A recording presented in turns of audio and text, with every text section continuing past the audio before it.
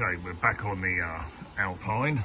Right, you can see I've got a few of these new old stock parts which the owners managed to find.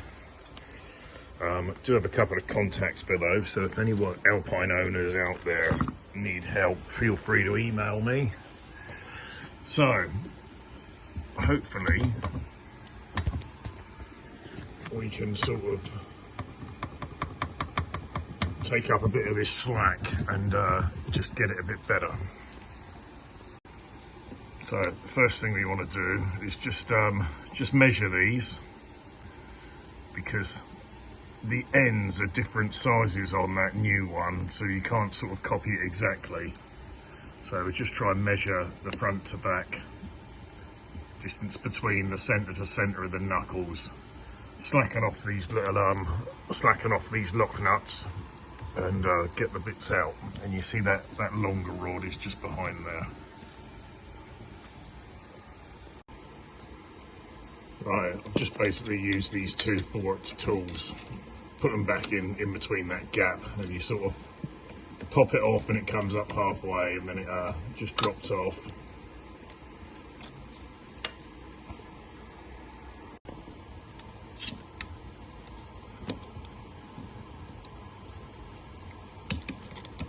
Get this one in the back of there again.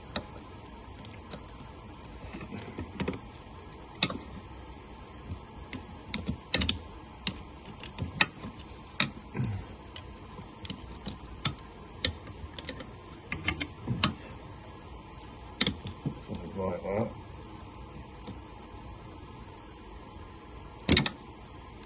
There.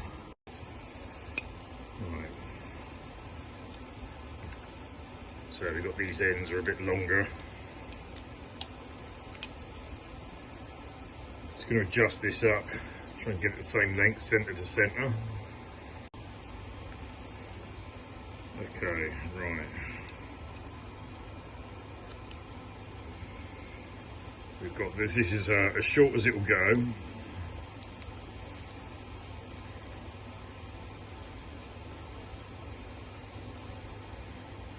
Maybe a couple of mil longer, but I don't think it should make any difference. We'll find out.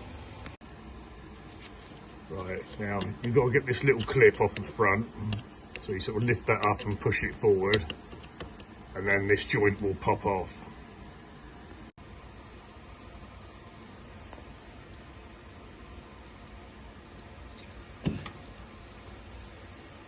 So you got to get under it with a.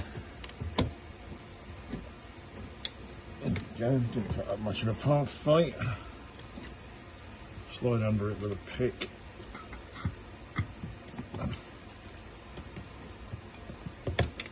There we go.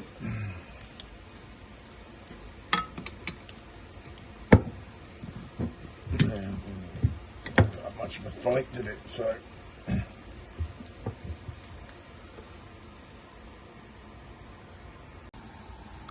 Right, looks with the clearance, I can't lift that up from underneath there, from underneath that bar, so just going to pop this bolt out the edge, and then we can tilt it back like that and lift the front off.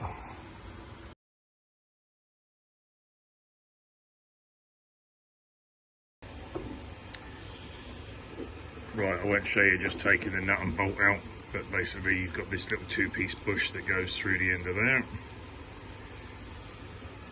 And bolt goes through the middle,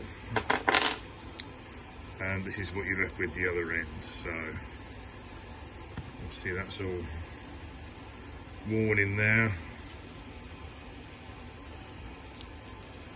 so we'll swap it over and just try and keep everything the same length. I'll give this a clean up with a wire brush, maybe spray it or something.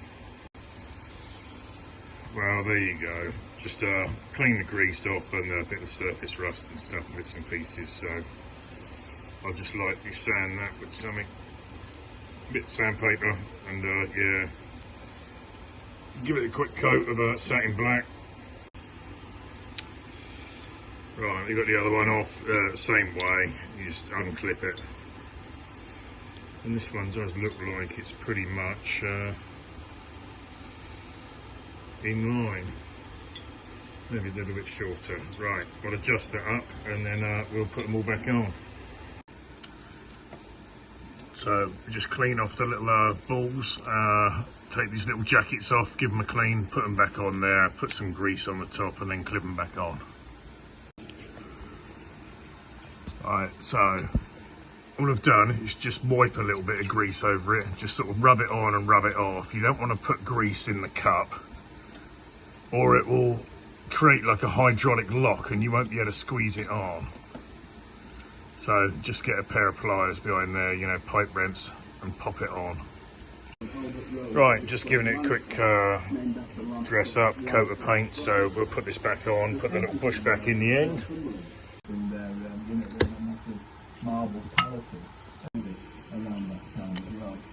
And there you go. Slide the little metal bit back on. Okay, so they're all fitted.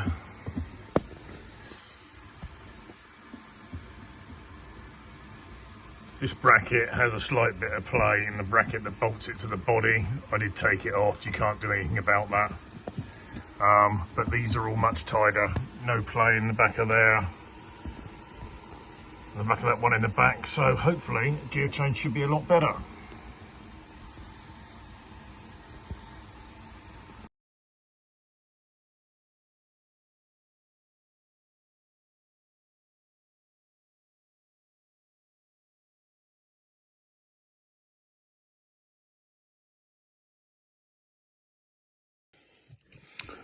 Right, now back to the stuff we didn't finish the other day. Just going to change the brake hoses, and the unions are a bit poor, so changing the brake lines as well because they're rusty down the back.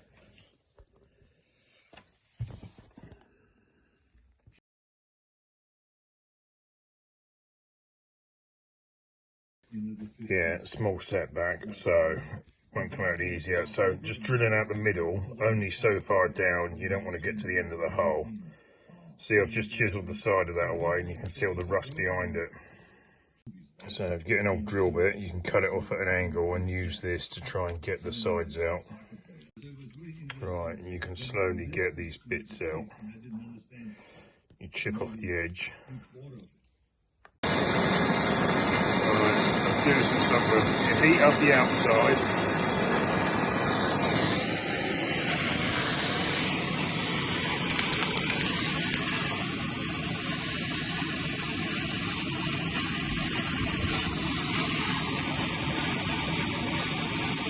Spray the actual nipple to cool it down.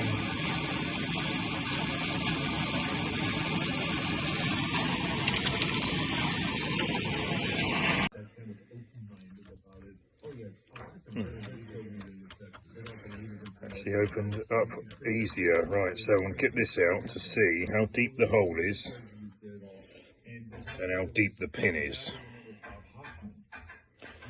Get an idea of how much we can drill out with that other one. Yeah, look at the colour of that brake fluid that's coming out.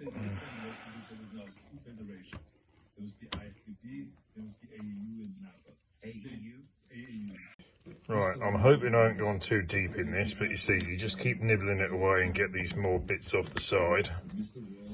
And hoover them out as you go.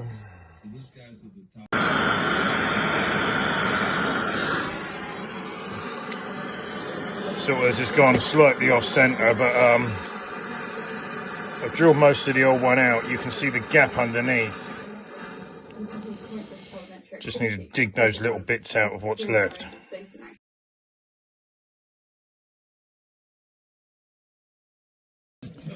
Anyway, in the end, the result is just drilling it out, tapping it, and putting a bolt in with a copper washer underneath. So that's worked.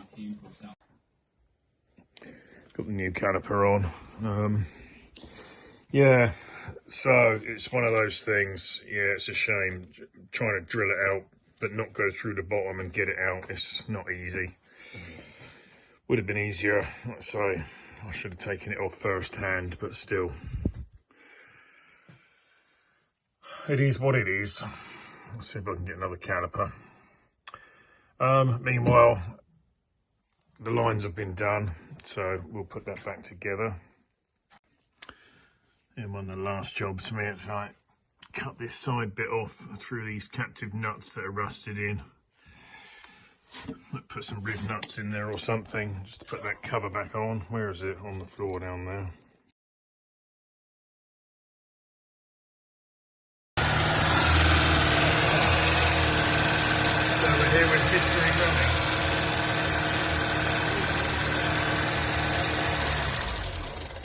Yeah, you just try to put the choke off and it dies. Well, the gear linkage is loads better, but it's still got the it won't idle problem. So after blanking off all the areas, it still won't idle properly. So we've taken it off. I'm gonna have a look. Yeah, it's had these fixed bits of plastic on the back of the idle screws, so you could only have this much sort of radius of adjustment. So I sort of prise those off so we can wind it in and out. I'm just going to take the top off, see if there's any dirt in there, just to check it. There's a bit of dirt in there. Just going to take the jets out that will come out, and then get the can of WD-40 with the straw on it and just blow them through and see if we can get it squirt out everywhere.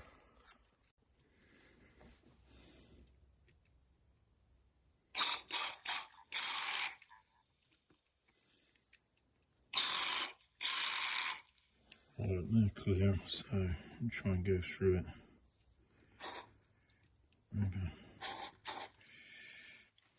Rubber bits.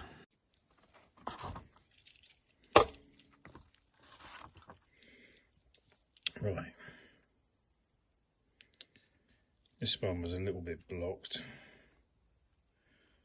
Just trying to film this at the same time.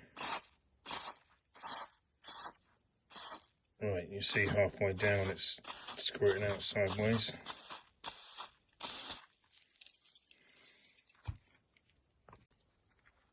I've just taken that jet out and blown back down that hole, and a load of this dirt has just appeared.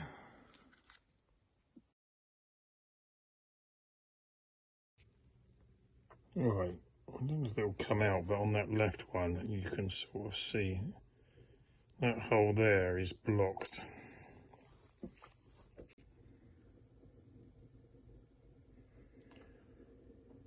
See those two are holes?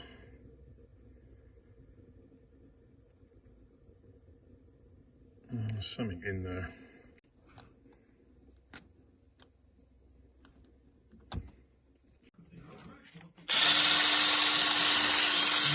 Clean this off. I made a couple of gaskets. Well, seems to have worked. I've just been winding these idle jets out, half a turn at a time between them. When I first started it off, it would stall when you put the choke back. It seems to be okay. He says, oh, and now when you accelerate it dies. Kill one problem and create another. Alright, choke out a little bit.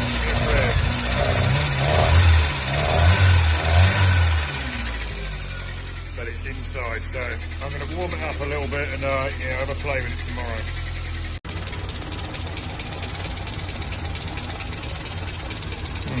That's gone. Right. Needs a bit more playing with, but we're getting there. Still not sure what that noise is.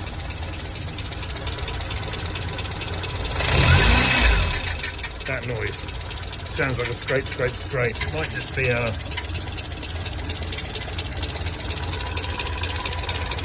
need to bolt that metal tray on the side.